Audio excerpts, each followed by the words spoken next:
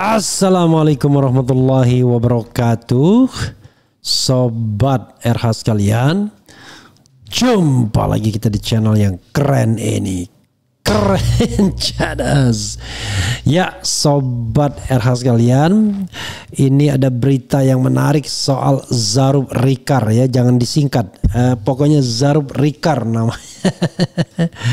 Jadi Sobat RH sekalian, hari ini Zarub Rikar divonis 16 tahun penjara. Tapi persoalannya adalah sumber duitnya itu dari mana? Selain itu, memang duit dan emas 1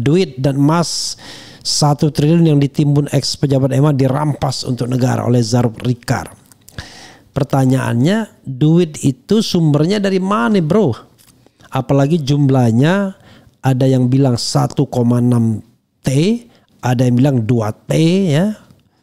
Tapi resminya yang dirilis adalah 915 miliar dalam bentuk mata uang dan kemudian 51 kg emas yang kalau dijumlahkan kira-kira 1 triliun. Kalau jadi 1,6 2 T, ya saya mendengar ya dari Boyamin Saiman maki 1,6 T itu di sebuah acara di iNews. Tapi wallahualam benar atau tidak.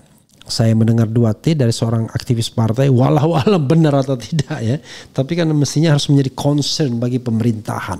Nah, coba kita bacakan dulu vonisnya. Kenapa 16 tahun? Kita tahu bahwa dalam hukum pidana ya, hukuman terbanyak atau terlama itu adalah 20 tahun di luar hukuman mati dan hukuman seumur hidup. Ini divonis 16 tahun atas tuntutan 20 tahun. Kita bacakan. Mantan pejabat Mahkamah Agung yang juga dikenal maklar perkara Zarub Rikar divonis hukuman penjara. Hakim menyatakan Zarub bersalah melakukan permufakatan jahat dan menerima gratifikasi terkait vonis bebas Gregorius Ronald Tanur dalam kasus kematian Dini Sera Avrianti. Mengadili menyatakan terdakwa Zarub Rikar telah terbukti secara sah dan meyakinkan bersalah melakukan tindak pidana pemufakatan jahat dan menerima gratifikasi. Cuma itu doang. Pemufakatan jahat dan gratifikasi dalam kasus Ronald Tanur. Padahal kan Ronald Tanur kan cuma berapa miliar saja. Ujar Ketua Majelis Hakim Rosihan Juhriya Rangkuti saat membacakan amar putusan di Pengadilan Tipikor Jakarta. Menjatuhkan pidana terhadap terdakwa dengan pidana penjara selama 16 tahun. Kemudian Hakim juga menghukum Zarub membayar denda 1 miliar. Jika denda tidak dibayar diganti dengan pidana penjara selama 6 bulan. Hakim menyatakan Zarub bersalah melanggar pasal 6 ayat 1 huruf A dan pasal 12 huruf B, jungto pasal 15, jungto pasal 18 Undang-Undang Tipikor. Kemudian apa lagi ini? Zarub melanggar pasal 6 ayat 1 huruf A dan pasal 12 B jungto pasal 16 Undang-Undang Tipikor. Ini kita harus cek nih Undang-Undang Tipikornya, pening sering sekali tidak korek ya. Wartawan tidak menyebutkan lagi Undang-Undang Tipikor. Ini Undang-Undang nomor 31 tahun 1999 sebagaimana diubah ya, sudah diubah dengan Undang-Undang tahun 2000 atau 2001, tapi nanti kita lihat ya.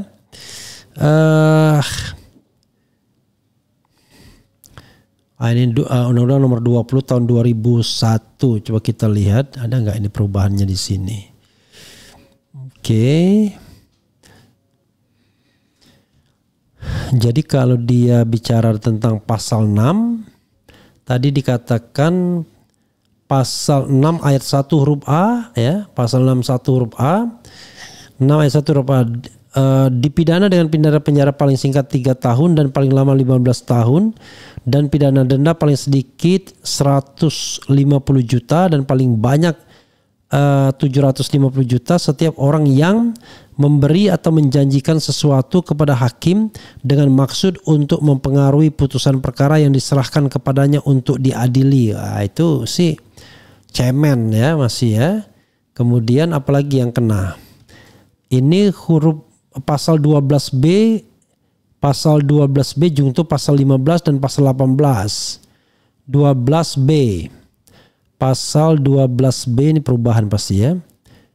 Pasal 12B, setiap gratifikasi kepada pegawai negeri atau penyelenggara negara dianggap pemberian suap apabila berhubungan dengan jabatannya dan yang berlawanan dengan kewajiban atau tugasnya dengan ketentuan sebagai berikut. Ini soal gratifikasi. Kemudian pasal yang lainnya adalah kita harus lihat Undang-Undang nomor 31-nya.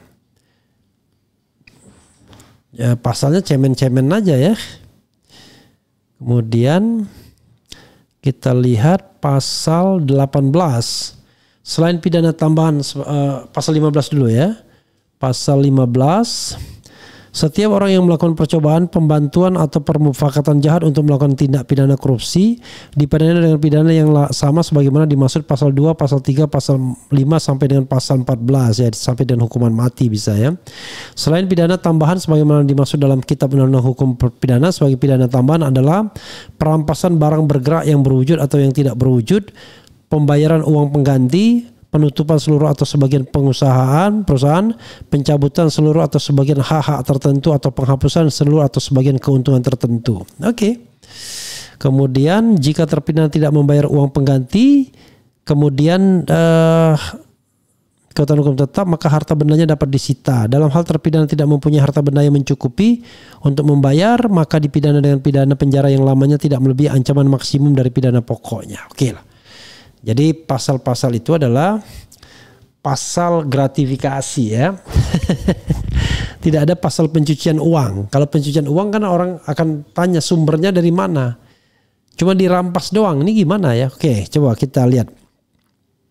Majelis Hakim menyatakan mantan pejabat Mahkamah Agung MA yang juga dikenal maklar perkara Zarub Rikar tidak dapat membuktikan asal usul 115 miliar atau emas 51 kg yang ditemukan di rumahnya. Hakim menyatakan uang dan emas itu dirampas untuk negara. Bahwa terhadap aset yang disita dari terdakwa menurut majelis telah terbukti dan dari hasil tindak pidana korupsi karena 1.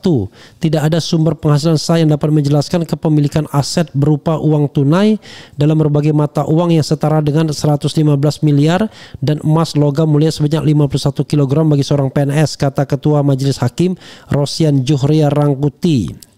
Terdakwa gagal dalam membuktikan bahwa aset tersebut diperoleh secara legal melalui warisan, hibah, usaha atau sumber penghasilan sah lainnya imbuhnya.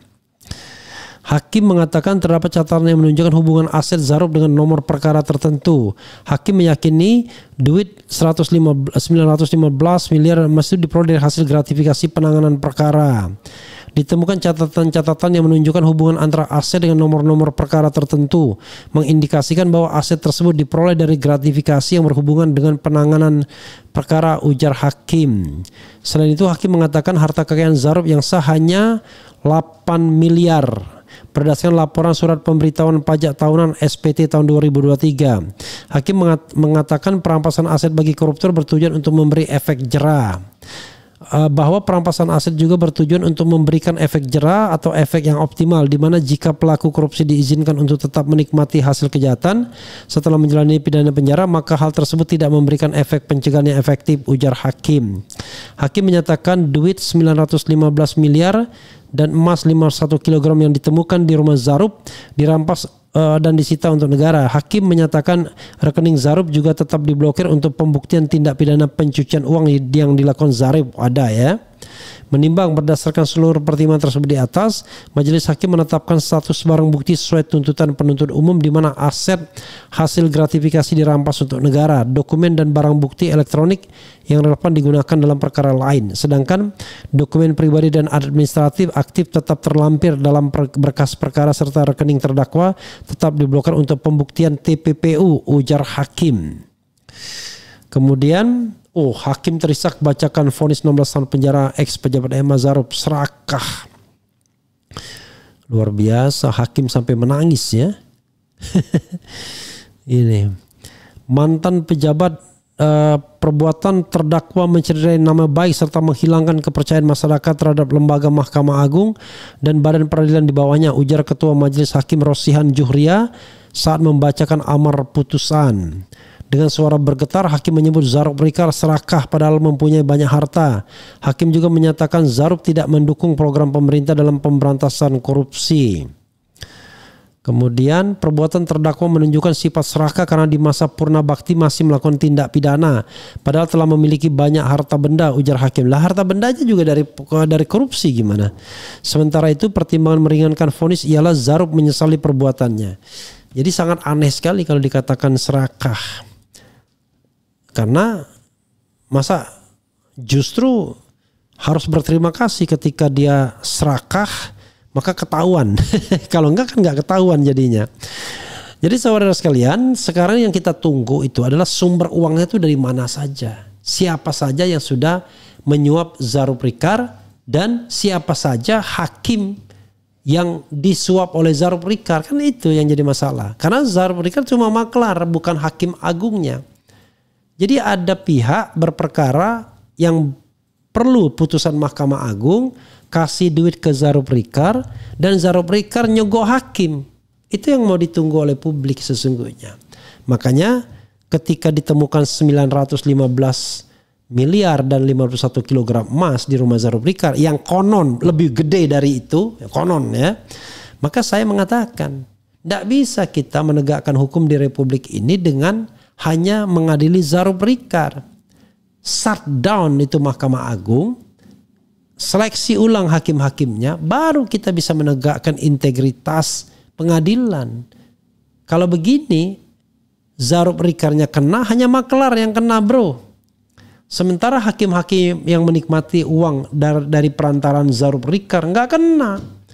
Kan nggak mungkin hakim itu cuman jatuh kepada panitra atau kepada tukang sapu di MA. Pasti uang itu jatuh kepada para hakim. Dalam kasus yang mana? Lalu siapa pemberi Zarub Rikarnya? Kan bisa kena juga, kena tindak pidana suap. Lalu hakim juga kena tindak pidana suap dan korupsi. Jadi jangan dilokalisir kepada Zarub Rikar saja kalau kita mau menegakkan hukum. Tapi kalau kita tidak menegakkan hukum, ya itulah. Begitu sobat RH sekalian ya.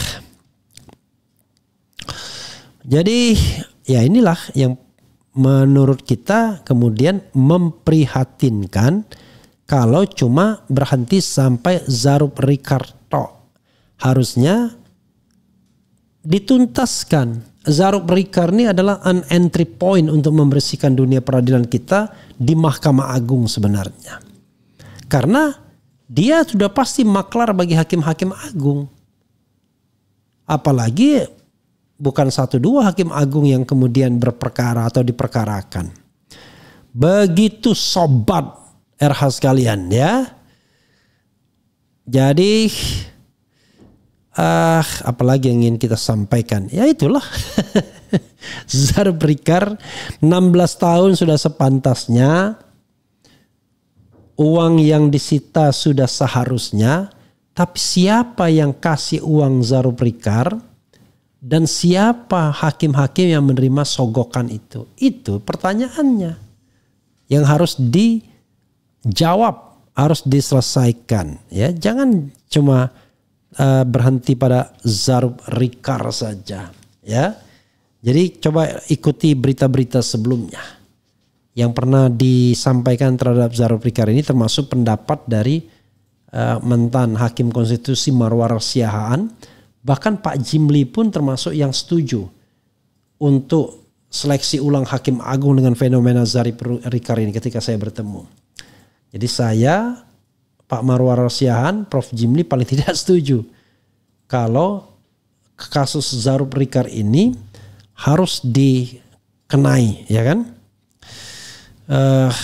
Dan kita ingat waktu itu Jampitsus pernah dilaporkan tuh karena dianggap menutupi aliran dana Zarub Rikar. Dari mana uangnya ini? Ya kan? Nah, yang seperti ini paham nggak? Gitu. Ya, kalau kita mau memperbaiki negeri ini. Begitu sobat RH sekalian ya. Yang harus kita lihat lagi ya. Jangan sampai kemudian hanya berhenti di Zarub Rikar saja dan kemudian kita tidak menyelesaikan masalah sesungguhnya. Masalah sesungguhnya itu adalah bagaimana negara ini kemudian tidak bisa dipercaya lagi yang namanya Mahkamah Agungnya. Jadi kalau hakim ini menangis terisak hanya menyalahkan Zarobrikar, keliru dia. Zarobrikar itu hanya maklar. Maklar itu tidak bisa berdiri sendiri. Maklar itu hanya perantara. Pengambil keputusannya para hakim agung. Nah sekarang pertanyaannya, berapa kasus yang sudah digarap oleh Zarobrikar? Kalau dia terima fee sampai 1 triliun lebih, maka berapa yang mengalir kepada hakim agungnya? Kan itu logic thinkingnya bro. Lalu siapa saja yang sudah melakukan penyuapan dan lain sebagainya? Itu logic thinkingnya. Begitu sobat era sekalian. Ya mudah-mudahan ini menjadi attention, perhatian dari pemerintahan Prabowo Subianto. Kalau diserahkan kepada hakim agung sendiri atau ketua Mahkamah Agung, ya saya pesimistis. Karena kalau kita ingin memperbaiki negara, untuk tingkat yudikatif rasanya harus radikal. Nggak bisa nggak radikal. Jadi ujung-ujungnya tukang suapnya itu ya lingkar kekuasaan sendiri biasanya. Atau teman-teman orang yang terkait dengan lingkar kekuasaan. Kemarin ketika saya ada yang nanya, ada nggak kenalan hakim Mahkamah Agung? Saya bilang nggak ada. Karena saya bilang dosa itu kalau mau. Oh tapi saya di pihak yang benar. Nah persoalannya adalah kita harus melakukan perbaikan secara struktural. Kalau orang benar kemudian main di belakang layar, under table, apalagi membayar untuk keadilan, ya podo wae. Dia menyuap juga akhirnya. Yang tadinya benar jadi salah, salah jadi benar. Begitu ya saudara sekalian. Mudah-mudahan ada kelanjutan kasus Zarobrikar ini. Ketika TPPU, tindak pidana pencucian uang, disitulah kemudian diselidiki aliran dananya dari mana saja, siapa yang menyuapnya, dan kemana uang itu mengalir. Karena yang 1 triliun atau 1,6 triliun atau 2 triliun itu cuma fee untuk Zarobrikar. Sementara selama 10 tahun dia menjadi pejabat di Mahkamah Agung tersebut, hakim-hakim siapa saja yang sudah terima duit. Itu yang paling penting. Kalau semua hakim terima duit, ya bubarkan Mahkamah Agungnya. Di shut down dulu. Setelah shut down, seleksi ulang hakim-hakim berintegritas. Ya, kemudian, waduh saya pengen sekali nih berbuat baik bagi negara ini. Kalau misalnya harus menyeleksi ulang hakim-hakim yang kredibel. Kalau nggak kredibel, sudah tidak perlu kita pertahankan lagi. Ya, kita negara besar ini menghadapi pejabat-pejabat yang sontoloyo ini susah jadinya. Begitu saudara sekalian ya. Wassalamualaikum warahmatullahi wabarakatuh. Dear pemimpin adil.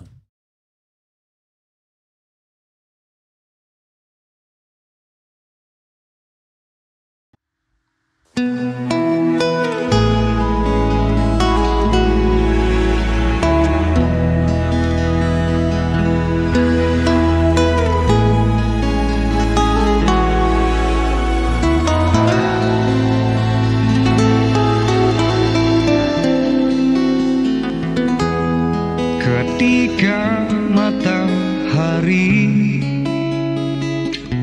hanya di atas kepala, panas melelehkan. Ketika keadilan akan ditegakkan di hari akhir zaman.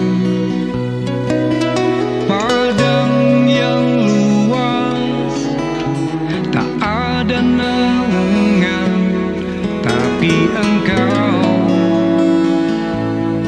pemimpin adil.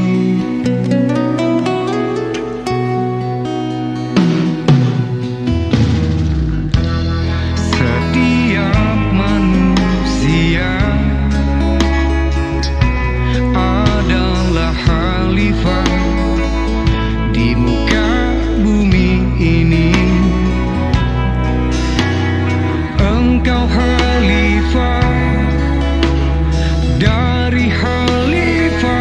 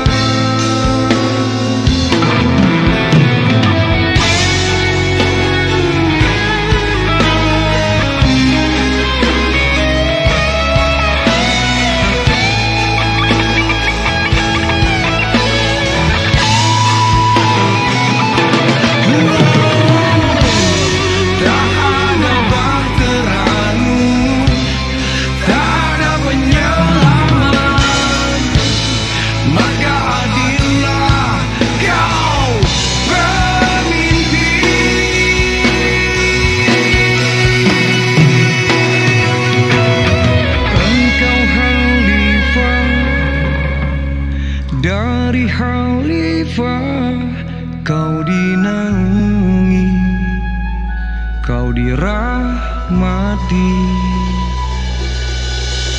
Tapi engkau khalifah dari khalifah, kau dinaungi, kau diselamatkan.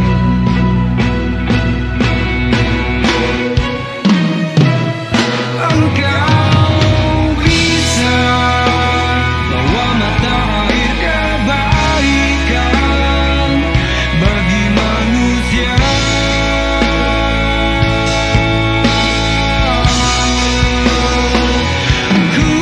Kuasamu juga bisa menenggelamkan umat manusia.